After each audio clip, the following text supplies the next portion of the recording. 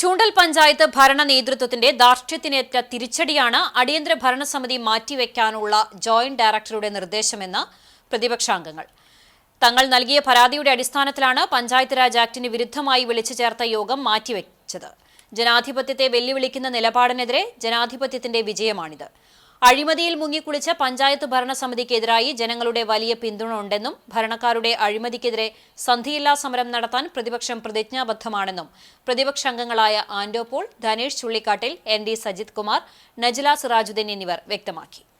ചൂണ്ടൽ ഗ്രാമപഞ്ചായത്തിലെ നടത്തേണ്ടിയിരുന്ന യോഗം മെമ്പർമാരുടെ പരാതി പരിഗണിച്ചുകൊണ്ട് JDOയും പഞ്ചായത്തും പരാതി കൊടുത്തതിന്റെ അടിസ്ഥാനത്തിൽ ഇന്ന് ഈ യോഗം മാറ്റിവെച്ചിരിക്കുകയാണ്.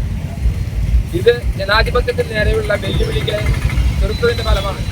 ഇത് ജനാധിപത്യത്തിന്റെ വിജയമാണ്. എന്ത് വില കൊടുത്തും ചൂണ്ടൽ പഞ്ചായത്തിൽ അഴിമതിക്കെതിരെ നടത്തുന്ന സമരങ്ങളിൽ പരിപൂർണ പിന്തുണ ഈ ഭാഗത്ത് ജനങ്ങളുടെ ഭാഗത്തുണ്ടെന്നും ആ അഴിമതിക്കെതിരെ സന്ധിയില്ലാ സമരം ചെയ്യാൻ ഐക്യജനാധിപത്യ മുന്നണിയുടെ മെമ്പർമാർ പ്രതിജ്ഞാബദ്ധരാണെന്നും അറിയിച്ചു.